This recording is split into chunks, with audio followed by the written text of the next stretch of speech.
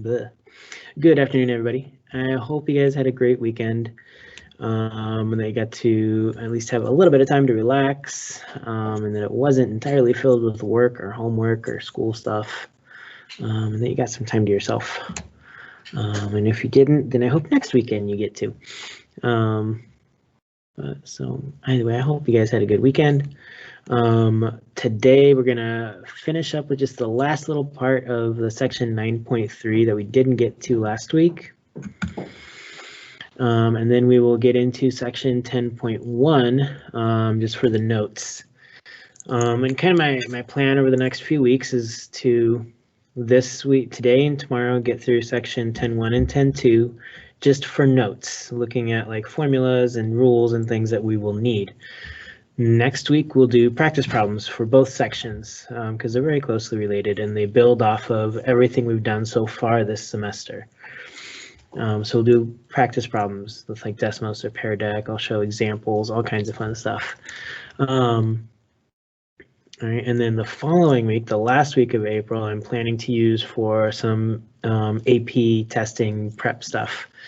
So making sure that we know what the digital testing is going to be like, making sure that we have the digital testing app downloaded onto your computers, do some practice test kind of things, practice problems, and start playing around with that stuff. So we'll spend some time with that the last week of April.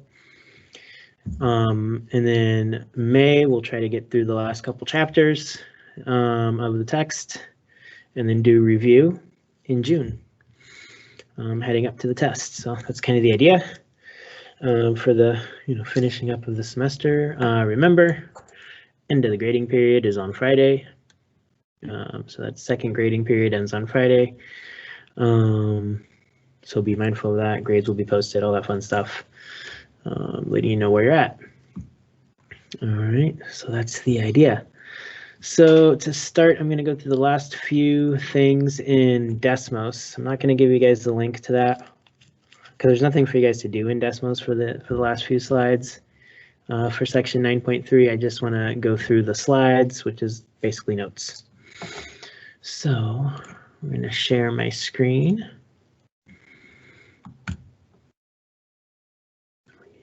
That. All right. And as usual, if you have any questions, comments, anything you need clarified, please tell me so that I can do so. All right, so where we kind of left off last week, we had seen, I talked through an example about doing a two-sided confidence interval for population mean.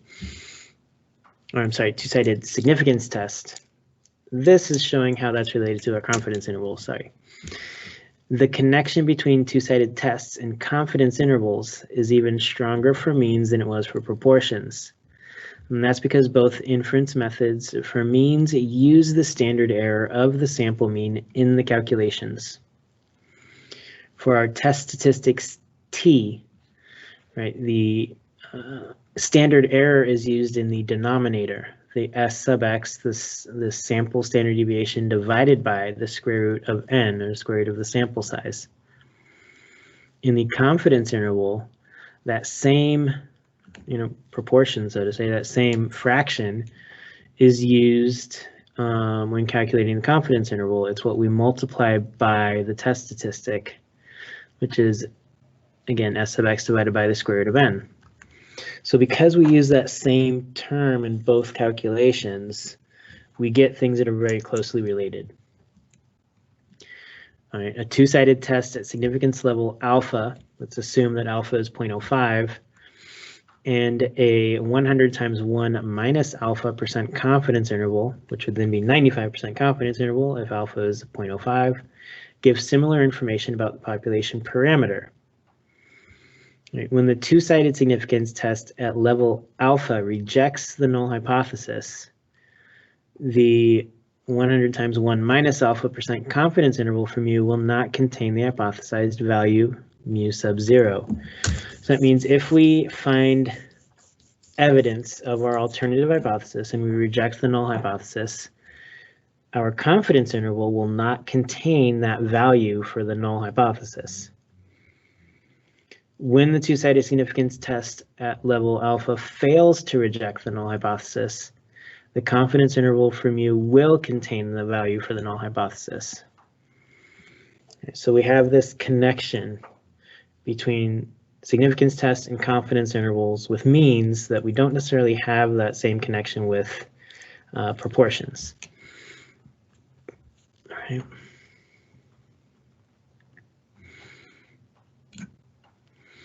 So the last thing we can do with this inference method, our one sample t test, is we can deal with what's called paired data. Right? Comparative studies are more convincing than single sample investigations. For that reason, one sample inference is less common than comparative inference. Study designs that involve making two observations on the same individual or one observation on each of two similar individuals result in paired data. When paired data result from measuring the same quantitative variable twice, as in the job satisfaction study, we can make comparisons by analyzing the differences in each pair. We will see an example of this. If the conditions for inference are met, we can use one sample t procedures to perform inference about the mean difference mu sub d. So we use this subscript d attached to mu to show that it's the mean difference. These methods are sometimes called paired t procedures. The important thing to remember with this is that we will still use the same process. We still use the same calculations that we did in the one sample t procedure, in the t-test. But the data we use is the difference between the two observations instead of the observations themselves. So here's our example. We'll watch this short video that walks through an example of using this. Yeah, we're good there. So, hi, this is Jason Molesky. Let's take a look at paired data and one sample t procedures. Researchers designed an experiment to study the effects of caffeine withdrawal. They recruited 11 volunteers who were diagnosed as being caffeine dependent to serve as subjects. Each subject was barred from coffee, colas, and other substances with caffeine for the duration of the experiment. Now, during one 2-day period, subjects took capsules containing their normal caffeine intake. During another 2-day period, they took placebo capsules. The order in which the subjects took caffeine and the placebo was randomized, and at the end of each 2-day period, a test for depression was given to all 11 subjects. Now, researchers wanted to know if being deprived of caffeine would lead to an increase in depression. Now, this table contains data on the subject scores on a depression test. Higher scores show more symptoms of depression. So we have our 11 subjects here and their depression scores on the first test. We also have our 11 subjects and their depression scores on the placebo test. And then we also have the difference between those scores. And we went placebo minus caffeine because for the most part, the placebo scores are greater than the caffeine scores, and that resulted in positive values for the most part in the difference column.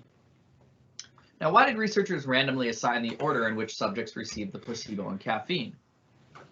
Well, researchers want to be able to conclude that any statistically significant change in depression score is due to the treatments themselves and not to some other variable.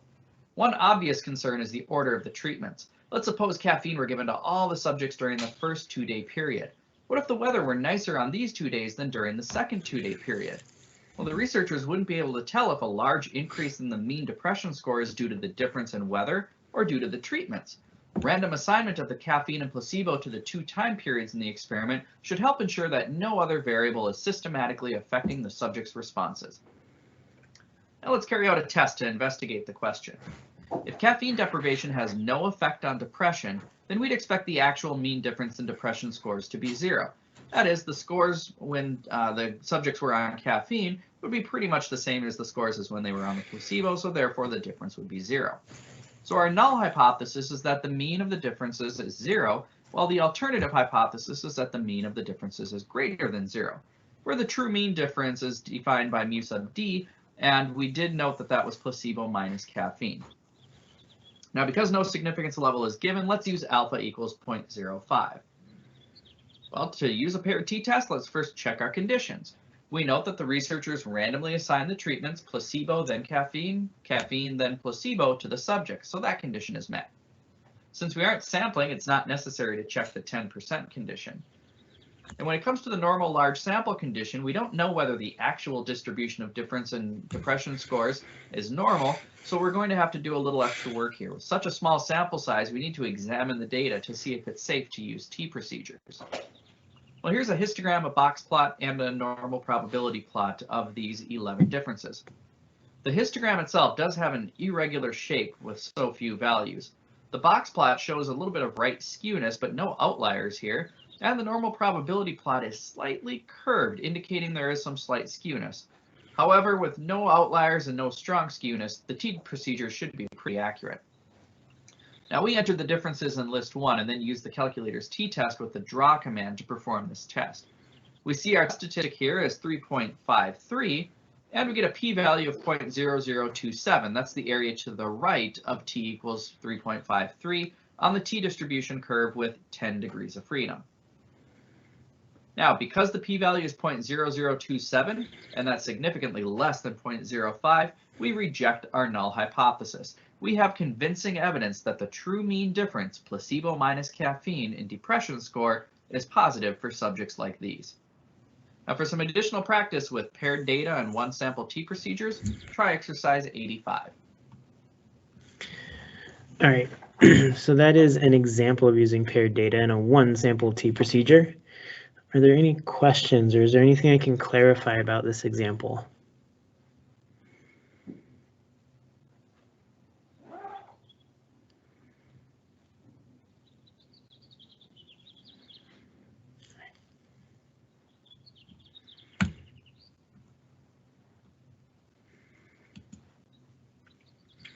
So then we also need to be aware that we have to use our tests wisely. Right? Carrying out a significance test is often quite simple, especially if you use a calculator or computer. Using tests wisely is not so simple. Here are some points to keep in mind when using or interpreting significance tests. Consider how large a sample do you need. A smaller significance level requires stronger evidence to reject the null hypothesis. Higher power gives a better chance of detecting difference when it really exists.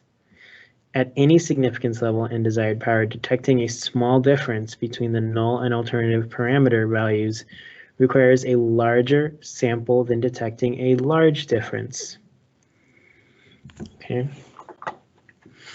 So essentially it's saying if our test is essentially saying, okay, well, we think the alternative is that the value should be greater than the null hypothesis. Awesome.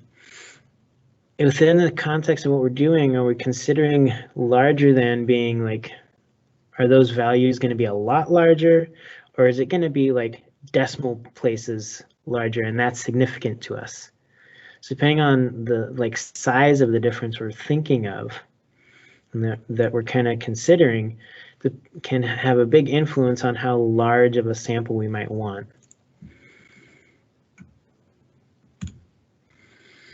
Statistical significance and practical importance. When a null hypothesis, no effect or no difference, can be rejected at the usual levels, alpha equaling 0.05 or alpha equaling 0.01, there is good evidence of a difference, but that difference may be very small. When large samples are available, even tiny deviations from the null hypothesis will be significant. And so then again, you might, unlike the other side of the coin of what we just talked about, you might have a really large sample and it says that you have some significant difference, but that difference is really teeny tiny, minuscule, but it's showing up as very significant. Is that result actually significant based on how important that difference is? Right, so these are other factors that could play into how we interpret our results. And this is a little more like of the minutia than what we're going to really need, but it's things we need to consider. Right. And then beware of multiple analyses. Statistical significance ought to mean that you have found a difference that you were looking for. The reasoning behind statistical significance works well if you decide what difference you are seeking, design a study to search for it, and use a significance test to weigh the evidence you get. In other settings, significance may have little meaning. Essentially saying, like, if you set your test up well, right? Meaning you set up your hypotheses beforehand, you design your study, you conduct your test, and weigh your evidence. That's good. If there's like a repetition of this process over and over, and you modify your hypotheses based on like now like, well, I'm not going to find this thing that I was actually looking for, so I'm going to modify it to find the thing I know I'm going to get. Results aren't really worth anything anymore. You've done more than necessary, and you've adjusted too much. So if the same thing has been tested multiple times, that could signify that it's not really worthwhile anymore. And that is the end of section 9.3. Is there any questions, or is there anything you'd like me to clarify or review before we move on to sections 10.1?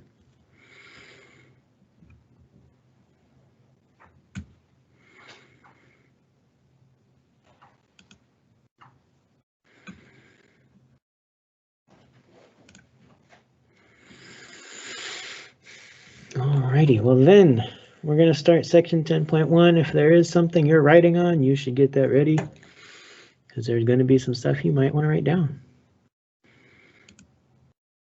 I'll share my screen.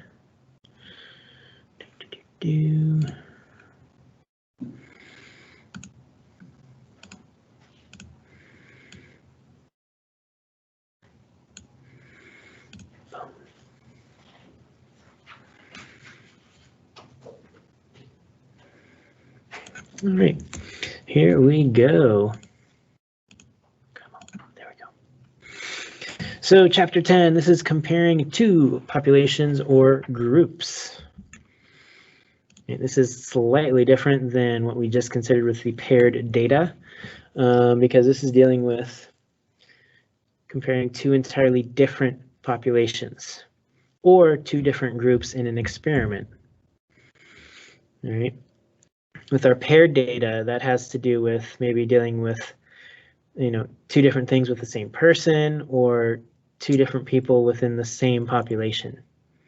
Two different things we're comparing within the same population. So this is slightly different. And we're going to start with comparing two proportions. Section 10.2 will be comparing two means. Oh, it's not going to. So in this section, we're going to learn how to describe the shape, center, and spread of the sampling distribution of the difference of two sample proportions. Remember, sampling distributions was chapter 7. Right. So we're going to dive back into a little bit of what we did in chapter 7. We're going to determine whether the conditions are met for doing inference about P1 minus P2, and this is population 1 minus population 2 proportions. This deals with chapters 7, 8, and 9, right? We have conditions that we check in sampling distributions, confidence intervals, and significance tests.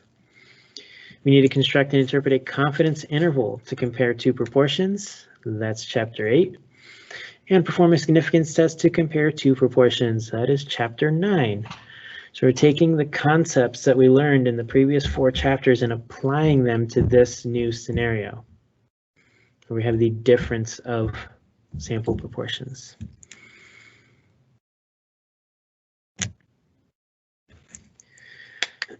So suppose we want to compare the proportions of individuals with a certain characteristic in population 1 and population 2.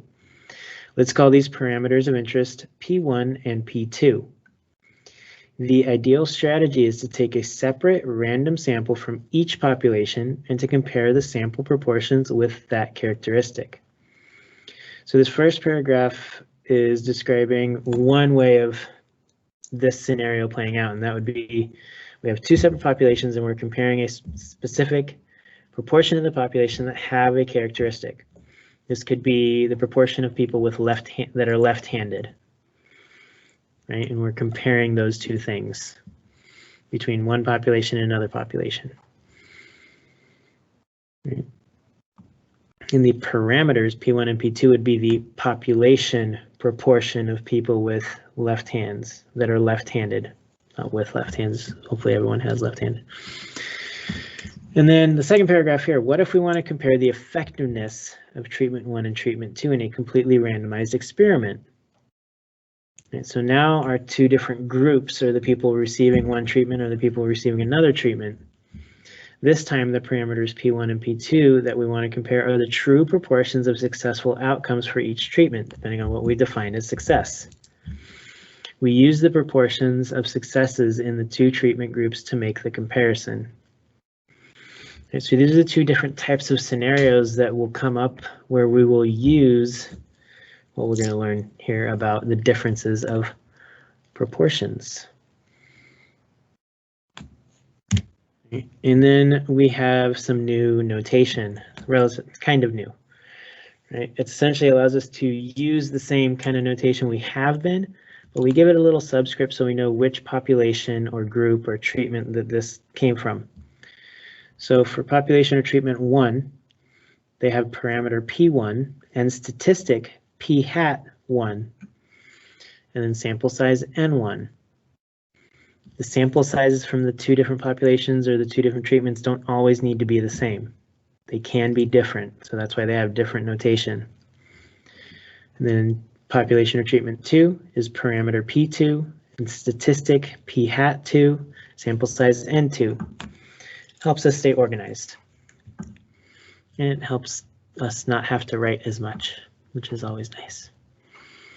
Does anyone need a moment to write anything down from this screen? Please raise your hand.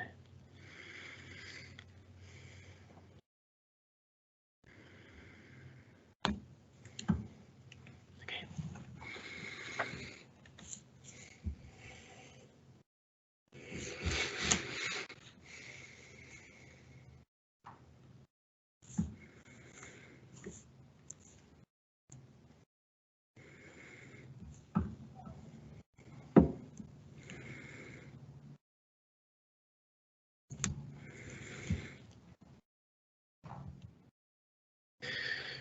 So then the sampling distribution of a difference between two proportions. All right, so the next few slides will deal with sampling distribution, which deals with the concepts we learned in chapter 7, a little bit of what we did in chapter 6.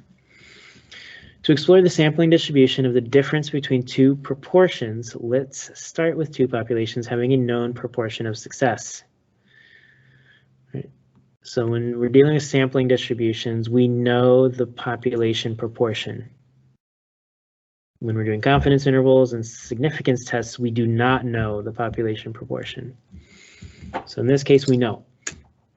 At school 1, 70% of students did their homework last night, and at school 2, 50% of students did their homework last night. Suppose the counselor at school 1 takes an SRS of 100 students and records the sample proportion that did their homework. School 2's counselor takes an SRS of 200 students and records the sample proportion that did their homework. So again, notice the sample size between the two populations is not the same, and that is okay. We do not need them to be the same size. What can we say about the difference P hat 1 minus P hat 2 in the sample proportions? All right, so to do this, we do a sampling distributions. So using Fathom software, which we don't have access to because it costs money, and but the publishers do, and they use it sometimes. Using Fathom software, we generated an SRS of 100 students from school 1 and separate SRS of 200 students from school 2. The difference in sample proportions was then calculated and plotted. We repeated this process 1,000 times. Right, so using their simulation software, they repeated the sampling of 100 and 200 students between the two schools 1,000 times. Each time they got a point to put on their dot plot here. And so we have the three different distributions. Right, the first one is the sampling distribution for P hat 1, which is the proportion of students who did their homework from school 1. The second one here is the sampling distribution of the proportion of students who did their homework out of the sample in school 2. I know it's a mouthful. And then the last one is the difference between those two numbers. proportion of students who did their homework in school 1 in the sample minus proportion of students from school 2 who did their homework in the sample. And they chose to do p hat 1 minus p hat 2 because it gave a positive number. Positive numbers are just more friendly to work with. So each of these is approximately normal. The center, right, for the first distribution for population 1 is the population parameter, P1, 0.7. And this is in line with what we saw in chapter 7, right? If our estimator, right, P hat, is good, then its sampling distribution has a center at the population proportion, P1, 0.7. Same thing happens with P2, and then the difference is just P1 minus P2. And this follows along with, we'll see an explanation for it next, but it follows along with what we learned in chapter 6 about random variables. The same kind of things apply with our spread, which is our standard deviation here. We'll see how that calculation works out next as well. But again, it comes from what we learned in chapter 6 and chapter 7 with random variables and sampling distributions. It's following the same rules. Is there anything I can clarify so far?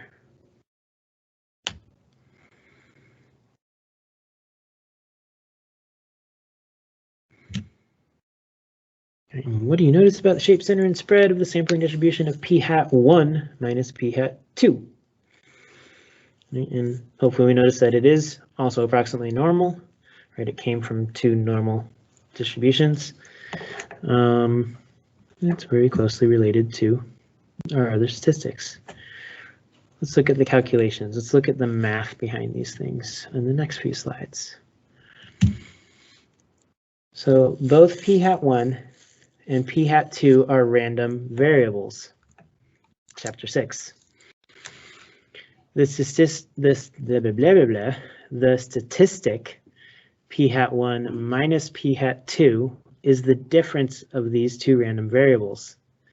In chapter 6, we learned that for any 2 independent random variables, x and y, the mean of the difference between x and y is the mean of x minus the mean of y.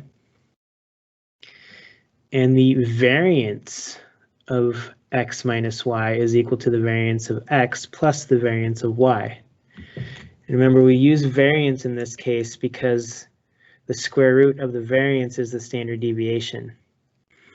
Right? We can't add or subtract the standard deviations because the math doesn't work, essentially, is a short answer. But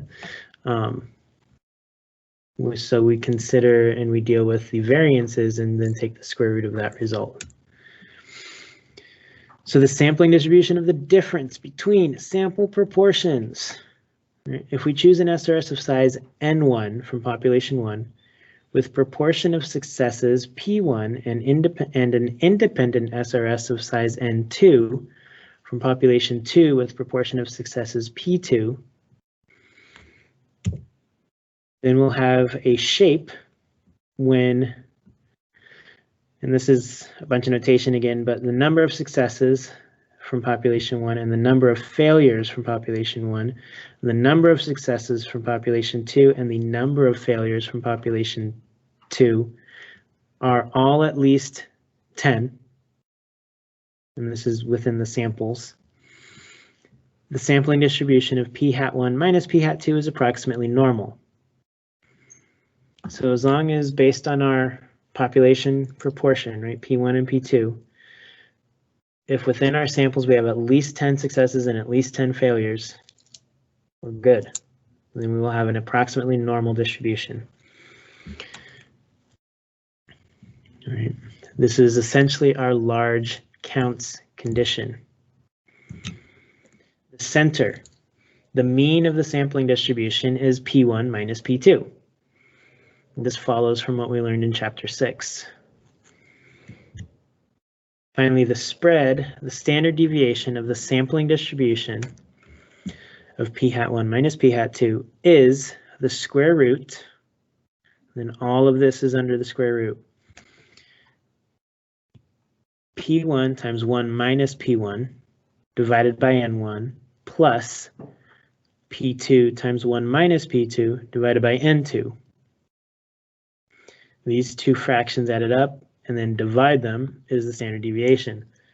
As long as each sample is no more than 10% of its population, this is again the 10% condition. Right. Does anyone want a minute to write anything down from this slide? Please raise your hand.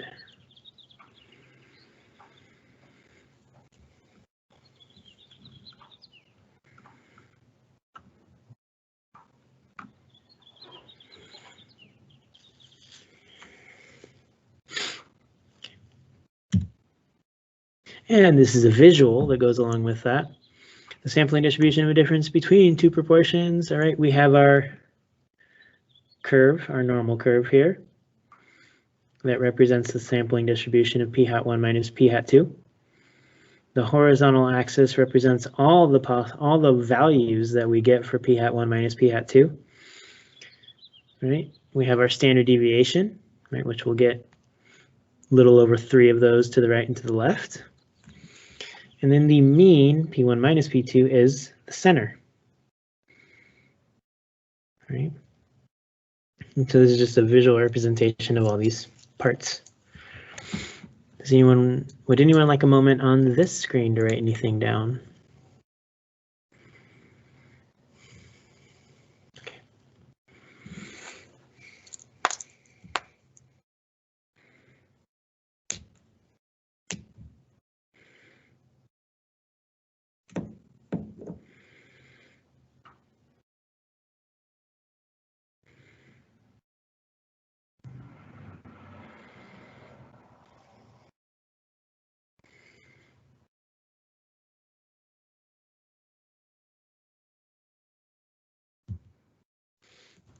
So then, considering the same context we had before, the two different schools.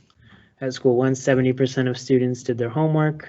At school 2, only 50% of students did their homework last night.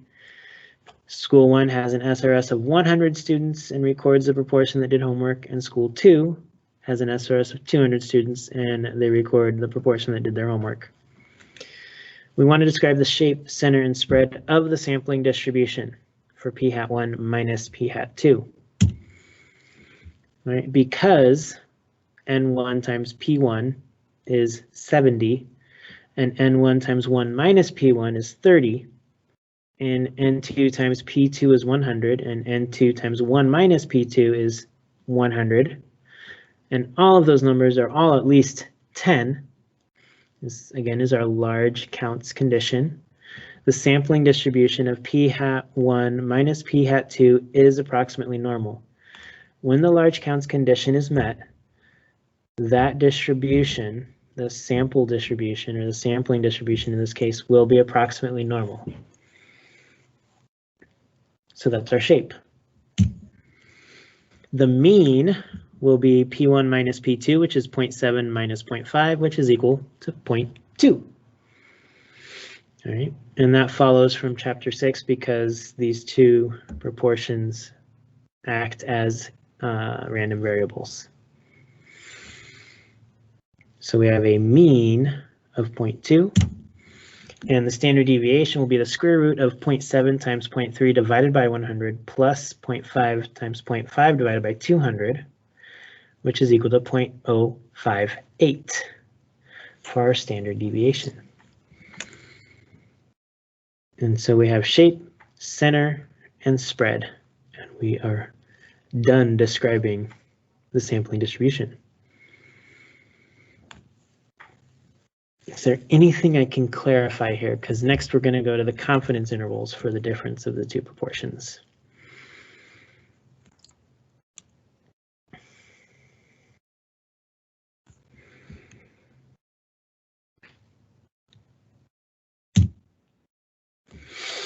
So confidence intervals for P1 minus P2.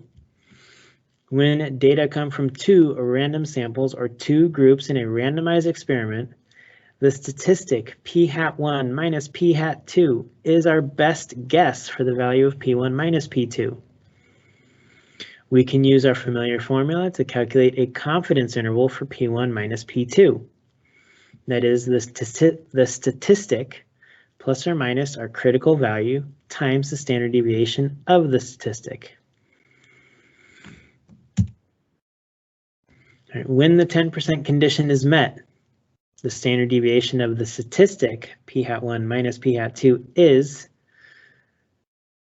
the square root of p1 times 1 minus p1 divided by n1 plus p2 times 1 minus p2 divided by n2. Okay, and that will be our standard deviation. If the normal condition is met, we find the critical value z star for the given confidence level from the standard normal curve. And the normal condition is the large counts condition.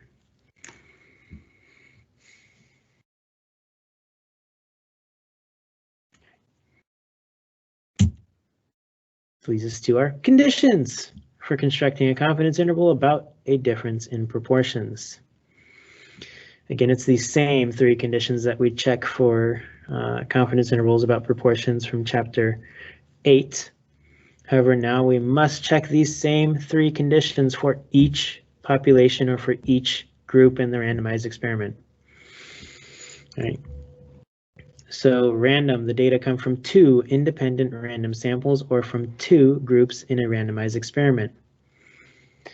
10% condition, when sampling without replacement, where we will see examples where we will be sampling, or we won't be sampling without replacement. Essentially, we won't have to deal with 10% condition that comes up in a minute. Right, but when we are sampling without replacement, check that N1 is less than or equal to 1/10 of N1, where we have little n1 and big N1. And the same for the second population. Our sample size must be less than 10% of the population for both samples and populations. And then we check the large counts condition. The counts of successes and failures in each sample or group are at least 10. All right, so we need at least 10 successes and 10 failures in each sample or each group to meet the condition. The large counts is the normal condition. And then because we don't know the values of parameters P1 and P2, that's what we're trying to estimate, we replace them in the standard deviation formula with the sample proportions. The result is the standard error, which is what we've used previously, of the statistic p hat 1 minus p hat 2. And that is the square root of all this stuff, p hat 1 times 1 minus p hat 1 divided by n1, plus p hat 2 times 1 minus p hat 2 divided by n2. Okay, so this replaces the standard deviation in our calculation, which then leads us to the next piece. Does anyone need a moment on this screen?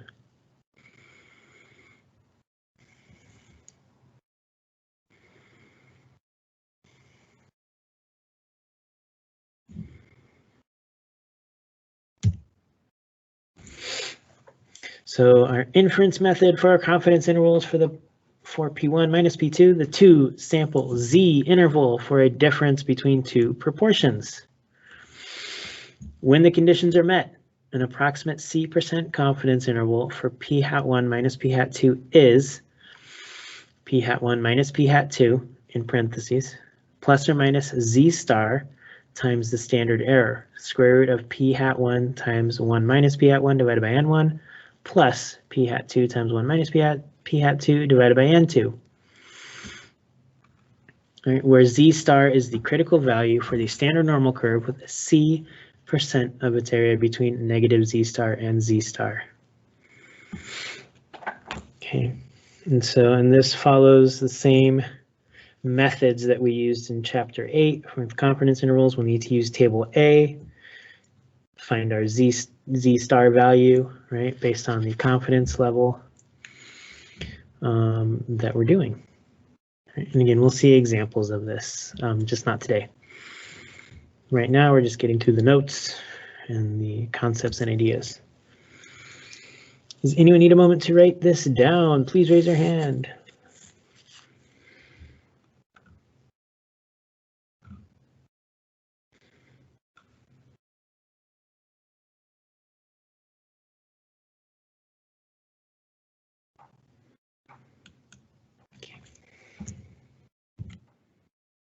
So then we go to significance tests for P1 minus P2.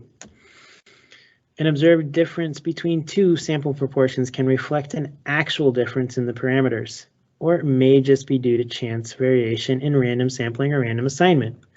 Significance tests help us decide which explanation makes more sense. The null hypothesis has the general form H sub 0 such that P1 minus P2 equals the hypothesized value. We'll restrict ourselves to situations in which the hypothesized difference is 0. The null hypothesis says that there is no difference between the two parameters. So we can write the null hypothesis in two ways. We can say H sub 0 colon P1 minus P2 equals 0, or alternatively, we can write H sub 0 colon P1 equals P2. Okay. The alternative hypothesis says what kind of difference we expect. Either the difference is greater than 0, the difference is less than 0, or the difference just isn't 0. Okay. And just like last chapter, in chapter 9, the direction of the inequality tells us where to look, essentially on the normal curve for the proportion greater than or less than. Right, which then gets summed up here. Well, on the next slide. Well, next couple slides. So, just as before, we have conditions for performing a significance test about a difference in proportions. These are the same exact conditions that we've seen previously. It's the same three conditions that we checked when conducting a confidence interval, constructing a confidence interval.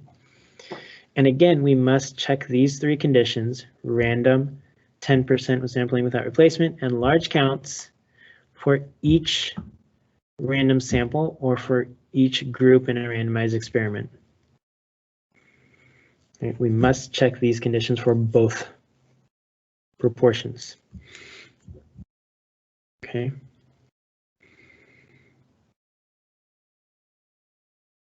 Does anyone need a moment to write anything down from this screen?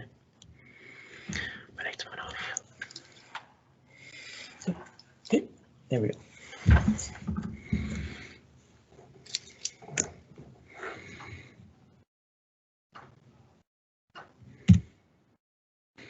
Right, to do a test, we need to standardize p hat 1 minus p hat 2 to get a z statistic.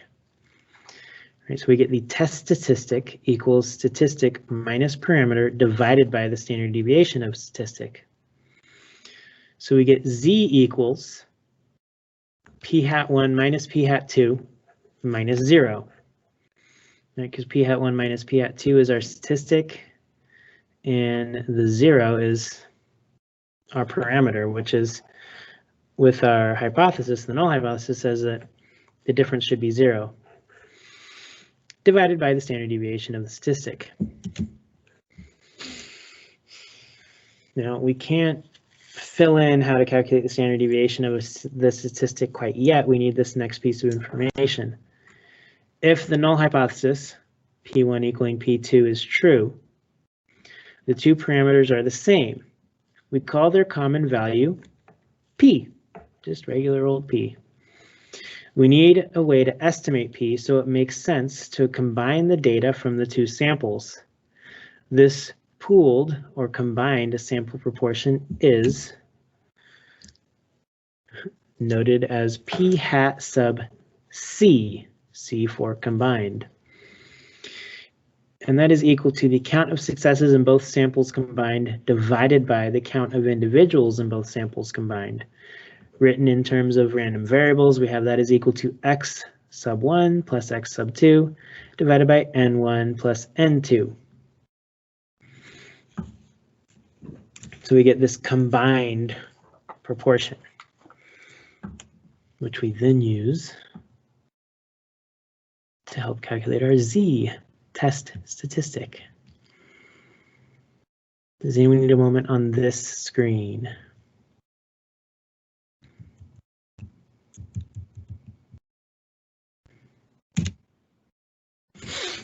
So then that leads us to our two-sample z-test for the difference between two proportions. Suppose the conditions are met. To test the hypothesis H naught such that P1 minus P2 equals 0, first find the pooled proportion P hat C of successes in both samples combined, and then compute the Z statistic. We need the P hat C first because we use it in the Z statistic. Z equals P hat 1 minus P hat 2 minus 0 divided by the square root now of everything in here, P hat C times 1 minus P hat C divided by N1 plus P hat C times 1 minus P hat C divided by N2. And this gives us our Z statistic, which we then use with table A to find the p-value by calculating the probability of getting a Z statistic this large or larger in the direction specified by the alternative hypothesis H sub A. Right. If the alternative is that the difference is greater than 0, we find the proportion on the normal curve greater than that Z value. If the alternative is that the difference is less than 0, then we find the proportion of the curve less than that Z value. And if it's just not equal to, right, we find the proportion greater than the positive Z value and add it to the proportion less than the negative Z value. But the easier thing to do is just find one of them and multiply it by 2. And that gives you the same outcome in a two-sided test.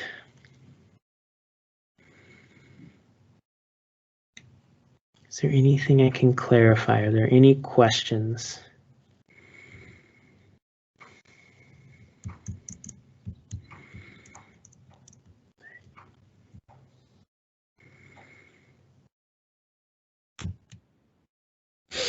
So then we get inference for experiments. This has some special notes for it. Many important statistical results come from randomized comparative experiments. Defining the parameters in experimental settings is more challenging. Most experiments on people use recruited volunteers as subjects. When subjects are not randomly selected, such as they were recruited, researchers cannot generalize the results of an experiment to some larger populations of interest. Researchers can draw cause and effect conclusions that apply to people like those who took part in the experiment.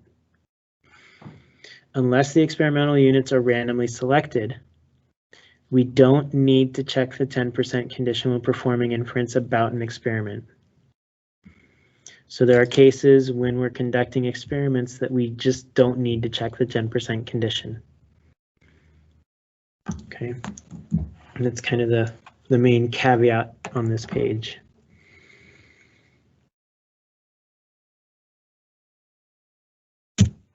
And that gets us to the end of the presentation. All right, so I'm gonna stop this here. Is there any questions or anything that I can clarify or go back over before we end today?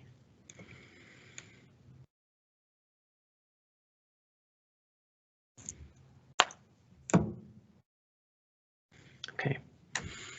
All right, well, if anything does come up, if you have any questions or comments, concerns, please make sure to let me know. I know that this came at you guys really fast today. It was a lot of information. Please don't worry, we will see examples. We will get to do some practice with this next week, but tomorrow we'll do similar notes for section 10.2, and then we'll get examples next week. So that's it for today. I hope you guys have a great rest of your day, and we will see you tomorrow.